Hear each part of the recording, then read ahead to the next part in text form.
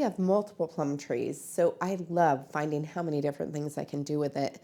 This particular recipe is an Asian plum sauce, and it tastes so good. It's kind of amazing, especially to eat on meat.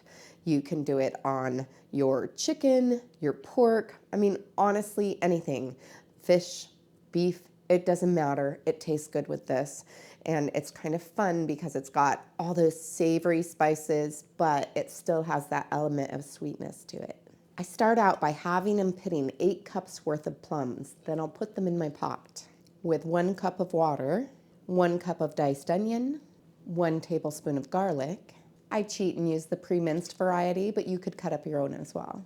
And then 1/4 of a teaspoon of ground ginger. Now I'll place this on the stove and bring it to a simmer.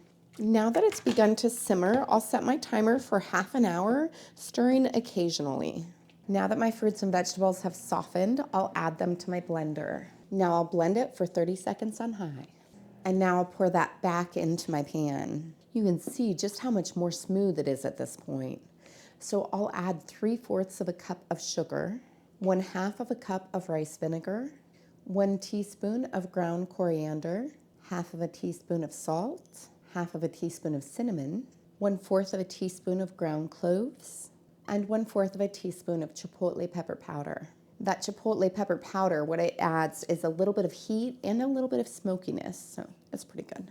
If you like it really spicy, you can increase that amount. I have it at a minimal level just because of my children. Now I'll place this on the stove and bring it to a simmer.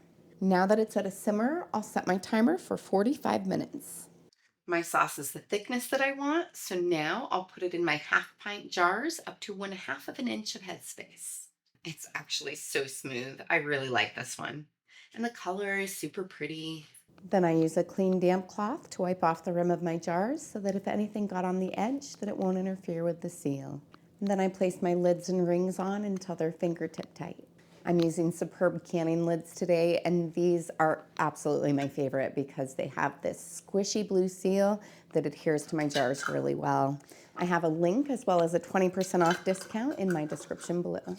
Now I'll place these in my boiling water bath, submerged by 1 to 2 inches of water, and process them for 30 minutes if I'm at sea level. I'm at 1,200 feet, so I'll process them for 35. But I won't start my timer until after it begins to boil. Now that my timer's gone off, I'll remove the lid, turn off the heat, and let it cool for 5 minutes. I remove my jars from the canner and place them on a heat-resistant surface about 1 to 2 inches apart so that they can cool down quickly.